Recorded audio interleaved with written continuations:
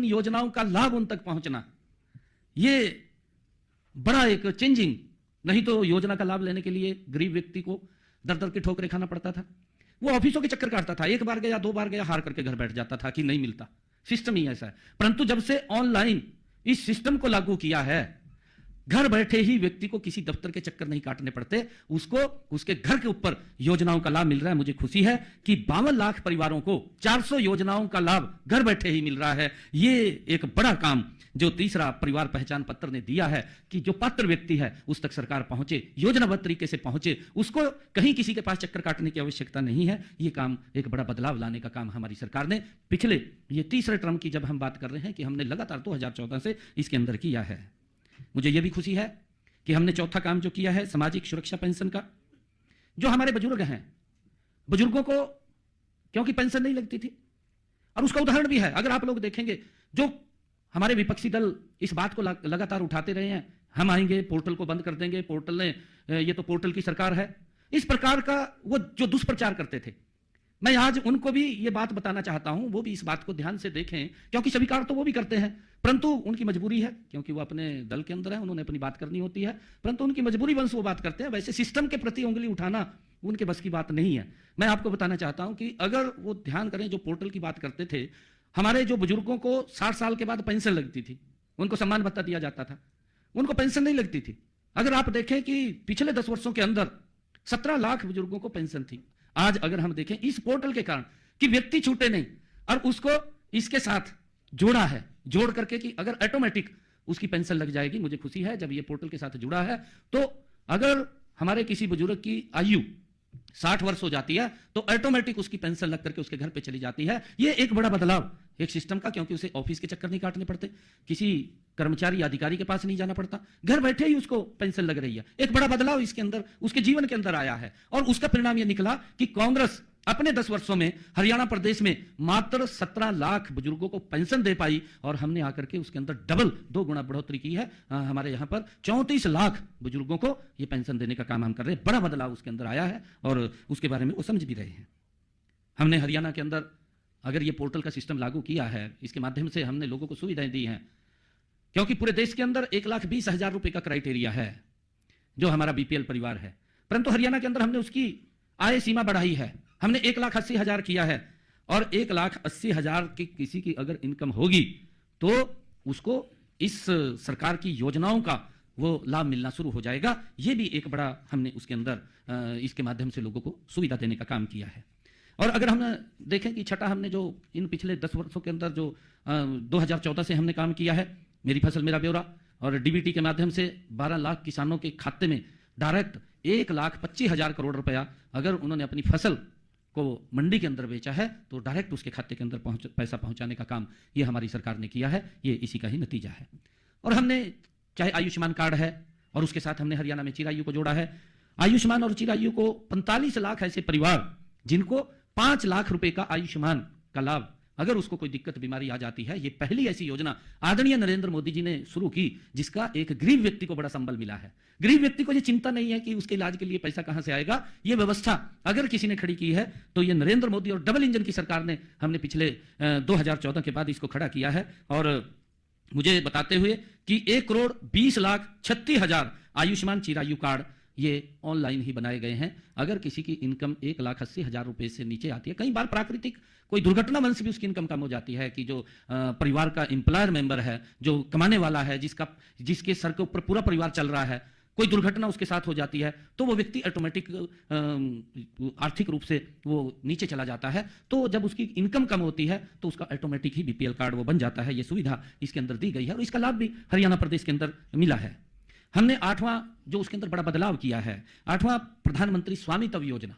इसके तहत हमने जो गांवों के अंदर लिटिगेशन चलते थे, किसी की जमीन थी परंतु उसको अधिकार नहीं था कि वो कोई उसको बेच सके या बेच करके या कोई बैंक के ऊपर लोन ले सके, ऐसी व्यवस्था नहीं थी। हमने हरियाणा प्रदेश के गांवों को लाल डोरा मुक्त करने का और उसको मालिकाना हक देने का काम अगर किसी ने किया है तो हमने पिछले ये 2014 के बाद हमारी सरकार ने किया है। एक बड़ा बदलाव गांव के अंदर भी लोगों के जीवन में लाने का काम ये हमारी सरकार ने किया है। मुझे जो 9वां बड़ा काम हमने पिछले कार्यकाल के अंदर किया है, हम ये देखते थे 2014 से पहले हमारी माताएं बहनें सर के ऊपर मटका रख करके 2-2 किलोमीटर दूर से पीने का पानी घर में लेकर के आती थी, परंतु हर घर में नल और स्वच्छ जल हमने इस लगातार की अपनी सरकार के अंदर हर घर में पहुंचाने का काम किया है। और मुझे खुशी है कि आज हमारी माता बहन कोई भी सर के ऊपर मटका लेकर के दिखाई नहीं देती पीने का पानी लाने के लिए, उसकी रसोई में ही पानी की व्यवस्था करने का काम गति से हमारी डबल इंजन की सरकार ने किया है। आदरणीय नरेंद्र मोदी जी के नेतृत्व के अंदर हर माता को एक बड़ा इससे लाभ मिला है, हर घर के अंदर नल और स्वच्छ जल पहुंचा है। 10वां हमने बड़ा काम किया है जिसके अंदर एक बड़ा बदलाव आया है। यह बड़ा बदलाव हमने ये किया है क्योंकि पूर्व की सरकारें, आप लोग देखते थे कि हम 24 घंटे बिजली देंगे, अपने मैनिफेस्टो में भी लिखते थे, रैलियां भी करते थे, बड़ी बड़ी रैलियां भी की, रैलियों में खड़े होकर के बोलते थे हमें वोट दे दीजिए, हम 24 घंटे बिजली देंगे। परंतु लंबे समय तक हरियाणा के अंदर कोई बिजली नहीं दे पाया, बिजली महंगी होती थी, बिजली कम आती थी। ऐसी स्थिति ये पूर्व की सरकारों के अंदर थी, परंतु एक योजनाबद्ध तरीके से हरियाणा प्रदेश के अंदर एक योजना बनी, हमारा गांव जगमग गांव, और उसका परिणाम यह निकला कि हमने 2014 के बाद आज लगभग 5,861 गांव, जो हमारे टोटल 6500 पंचायतें हैं, 6500 पंचायतों के अंदर से 5,861 ऐसे गांव हैं कि हमारे थर्ड टर्म की सरकार के अंदर 24 घंटे बिजली देने का काम ये हमारी सरकार कर रही है। एक बड़ा बदलाव इसके अंदर आया। आज लोग इस बात की चर्चा करते हैं कि दोपहरी के अंदर जब गर्मी पूरी होती थी लाइट नहीं मिलती थी, खाने के समय लाइट नहीं मिलती थी, परंतु आज किसी को दिक्कत नहीं है, इस बात की चर्चा करते हैं। एक बड़ा बदलाव हमने पिछले ये 10 वर्षों के अंदर हमारी तीसरी टर्म की सरकार के अंदर ये हमने किया है। हमने बेटियों के लिए एक बड़ा काम किया है। मैं देखता था कि बेटियां इस बात को लेकर के उनके मन में पीड़ा होती थी क्योंकि हमारे बेटियों के माँ बाप उनको बाहर दूर पढ़ाने के लिए नहीं भेजते थे।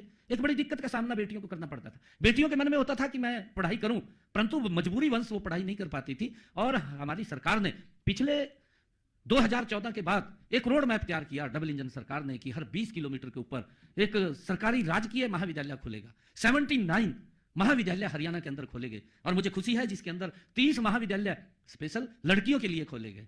एक बड़ा बदलाव हरियाणा प्रदेश के अंदर बेटियों के जीवन में लाने का काम ये हमारी सरकार ने किया है। इसके लिए मुझे बड़ी खुशी है क्योंकि हमने ये पिछले, क्योंकि ये तीसरे टर्म की सरकार है, नॉन स्टॉप सरकार है और लगातार हमारी सरकार हरियाणा प्रदेश के लोगों के जीवन के अंदर बदलाव लाने के लिए काम कर रही है। और हमने, क्योंकि ये पिछला थोड़ा मैंने इसलिए क्योंकि और भी बहुत सारे ऐसे काम किए हैं, चाहे मेरा पानी मेरी विरासत हो और चाहे सिंचाई योजना के तहत हमने काम किया हो, बहुत सारे, चाहे अमृत सरोवर के माध्यम से हमने काम किया हो।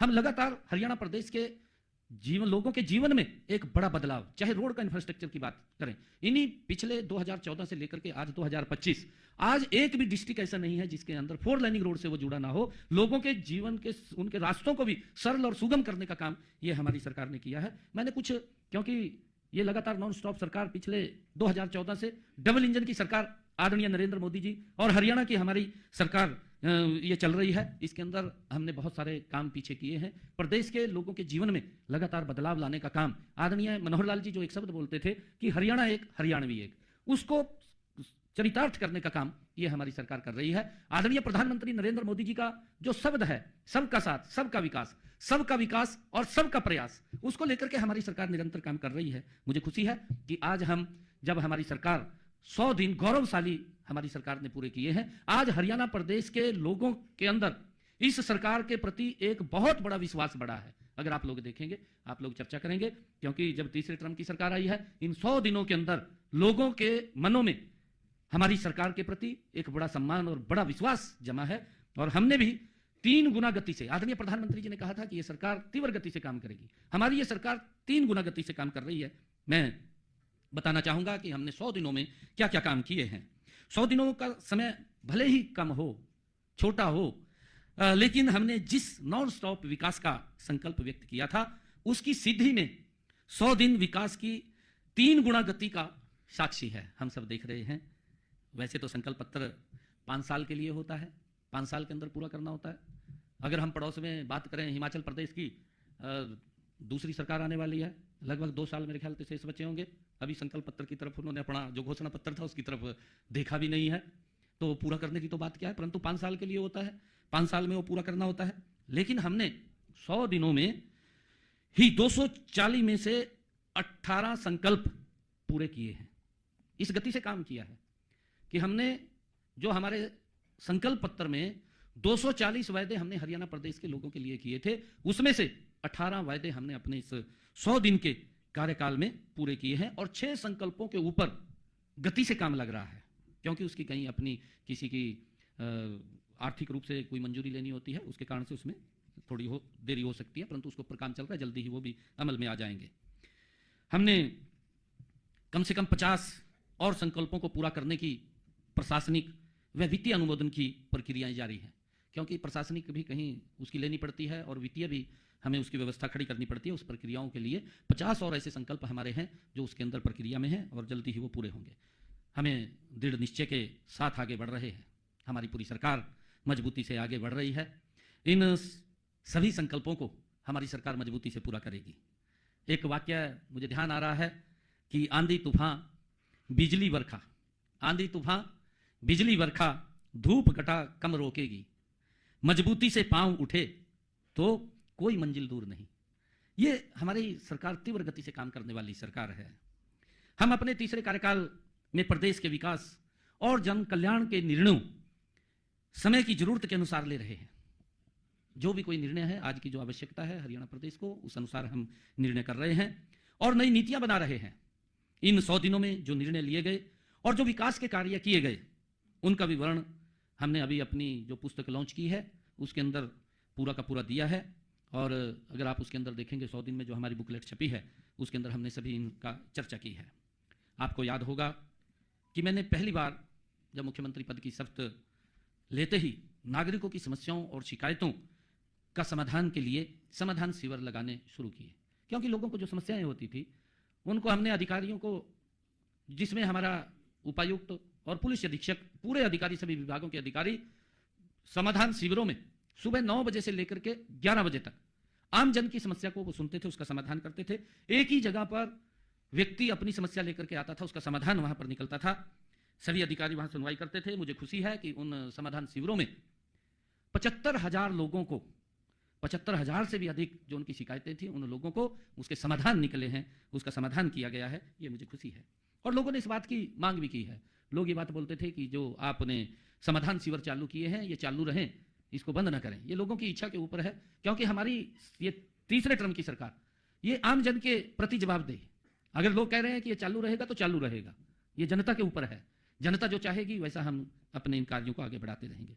सबको यह भी विदित है कि मैं चाहे घर पर हूं और चाहे मैं कार्यालय में हूं या प्रदेश में कहीं पर किसी स्थान के ऊपर हूं या हरियाणा में, मैं दिल्ली के अंदर हरियाणा भवन में हूं, मुझे काफी संख्या के अंदर लोग अपनी समस्याओं को लेकर के मिलते रहते हैं। और मेरा खुला है कि जहां भी कोई चाहे मैं मिल लेता हूं। और कई बार अगर कोई व्यक्ति रास्ते में भी हाथ दे ले, भाई रुक जा, तो मैं रुक जाता हूं, वहां भी रुक जाता हूं। कोई भी हाथ दे ले, भी कोई समस्या होगी, कोई बात नहीं, किसी गांव के अंदर भी खड़े हो जाते हैं लोग, तो रुक करके उनकी समस्याओं को सुनता हूं। उसके लिए हमने एक पोर्टल भी बनाया है, जन संवाद पोर्टल, वो हमने बनाया है। उसके ऊपर वो समस्याओं वो हम उसके अंदर ऐड करते हैं।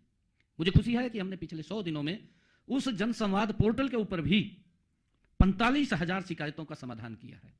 जो जन संवाद पोर्टल हमने बनाया कि लोगों की समस्याएं आती हैं, कई समस्याएं ऐसी होती हैं कि कोई लिटिगेशन की है, कोई किसी कारण से हो रहा है, या कोई टेक्निकल कोई दिक्कत है, उसके कारण से उसमें दिक्कत आती है, नहीं तो दिक्कत नहीं आती, उसका तुरंत समाधान होता है।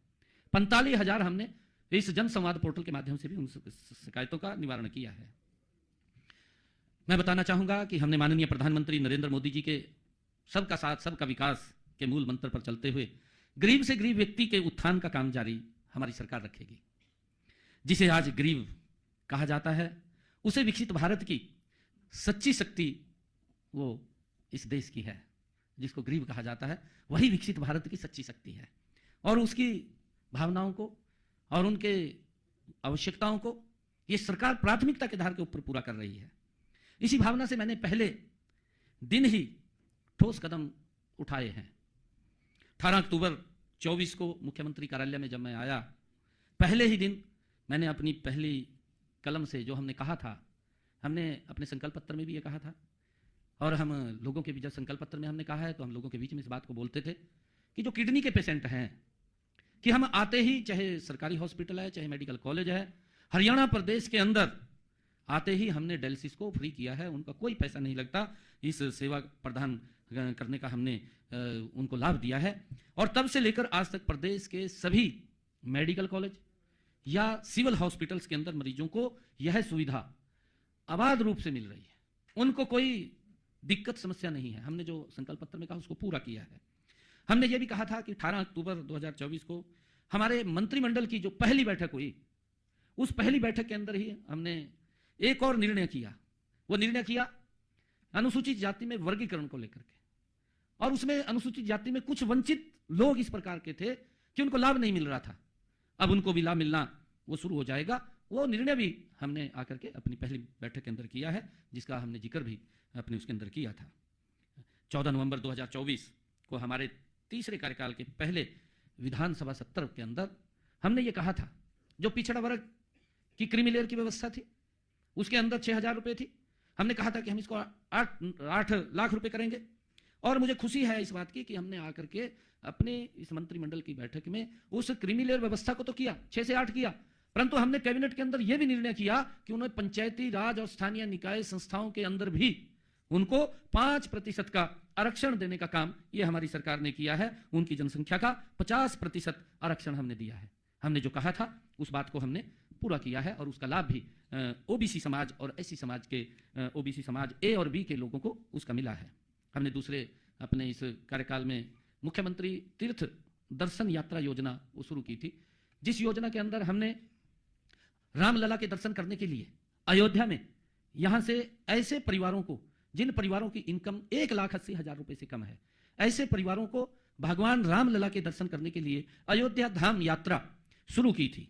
चुनावों के समय हमने अपने संकल्प पत्र में कहा था, हमने कहा था कि हम माता वैष्णो देवी और शिरडी साईं मंदिर के दर्शन करने के लिए भी इस योजना को शामिल करेंगे।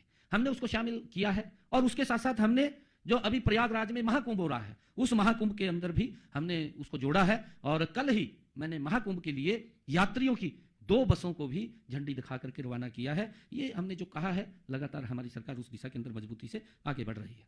हमने अपने एक और जो आदरणीय प्रधानमंत्री जी का विषय था, पीएम सूर्य घर मुफ्त बिजली योजना, इसके तहत हमने कहा था कि हम 1 लाख घरों की छतों के ऊपर 2 किलोवाट का, जिन परिवारों की इनकम 1,80,000 रुपए से कम होगी, उन परिवारों की छतों के ऊपर 2 किलोवाट का सोलर पैनल लगाएंगे। पीएम सूर्य घर मुफ्त बिजली योजना।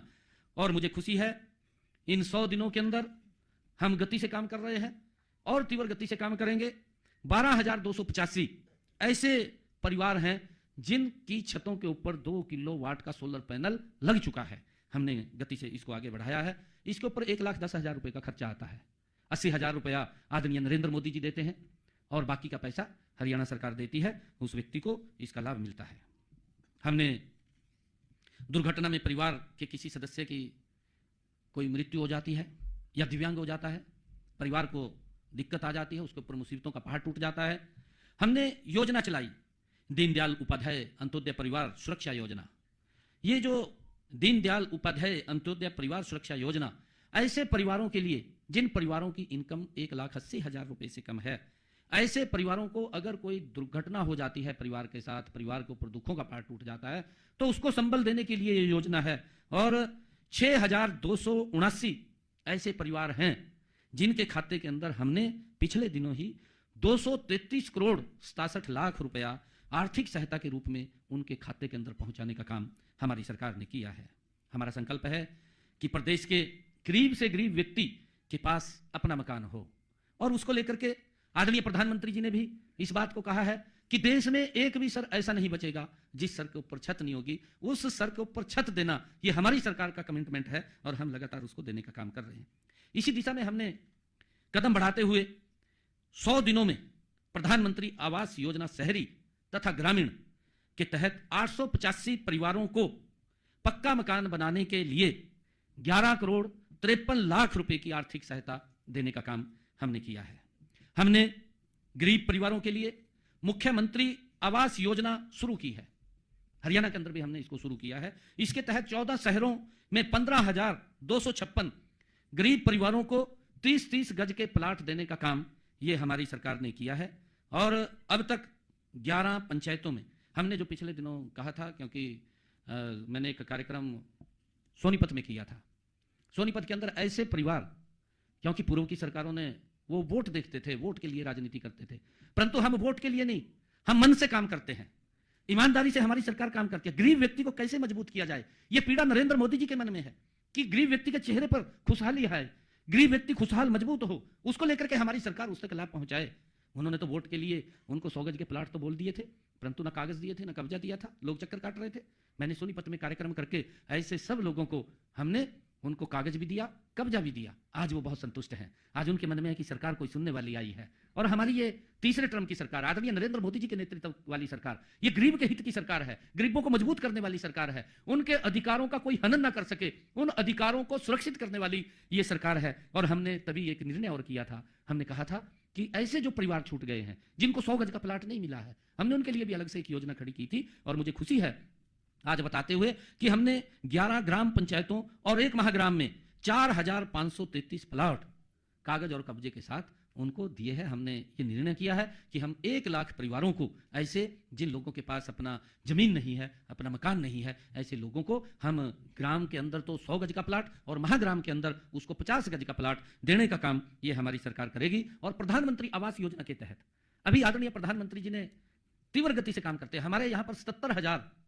70,000 ऐसे जिन्होंने एप्लीकेशन दी हुई थी और उनको अभी प्रधानमंत्री आवास योजना ग्रामीण और शहरी के तहत उनके पास पैसा नहीं पहुंचा। इसी बजट के अंदर ही 70,000 ऐसे बेनिफिशियरी थे, उनके खाते के अंदर पैसा चला जाएगा और वो मकान बनाना शुरू कर देंगे। वो जल्दी ही हो जाएगा। और हमने आगे भी जिन लोगों ने अप्लाई किया था उसके लिए एक सर्वे हमने करना शुरू कर दिया है। अधिकारियों को हमने कहा है कि उसको सर्वे करके तुरंत अगली लिस्ट तैयार कर लीजिए कि कितने लोग और शेष बचे हैं, उनको भी हम प्रधानमंत्री आवास योजना के तहत मकान देने का काम हमारी सरकार करेगी। मैं कहना चाहूँगा कि पिछले दिनों एनसीआर क्षेत्र में प्रदूषण बढ़ने से भवन निर्माण के और दूसरे अन्य कार्य रोकने पड़े। माननीय सुप्रीम कोर्ट ने एक आदेश पारित किया। इससे हमारे जो मजदूर थे उनकी आजीविका प्रभावित हुई थी, क्योंकि हमारे जो मजदूर हैं वो सुबह कमाते हैं, शाम को खाते हैं। इस प्रकार की स्थिति है। कोरोना के अंदर भी इस प्रकार की स्थिति बन गई थी उनके सामने, परंतु सरकार मजबूती से उनके साथ खड़ी थी, उनको कोरोना में भी दिक्कत नहीं आने दी। और अब जब ये प्रदूषण को लेकर के उसके ऊपर जो ग्रेड 4 वो लगाया गया था, उसके माध्यम से हमने उनका जो गुजारा भत्ता है उसको फेज 1 व फेज 2 के अंदर उन सब ऐसे श्रमिकों को 4,51,00,000 हमारे जो पंजीकृत श्रमिक हैं उनके खाते के अंदर हमने 230 करोड़ रुपए वित्तीय सहायता के रूप में उनके खाते के अंदर पहुंचाया है, ताकि उनको पारिवारिक में कोई दिक्कत परेशानी ना हो। हमारी सरकार मजबूती से उनके हित के लिए काम कर रही है।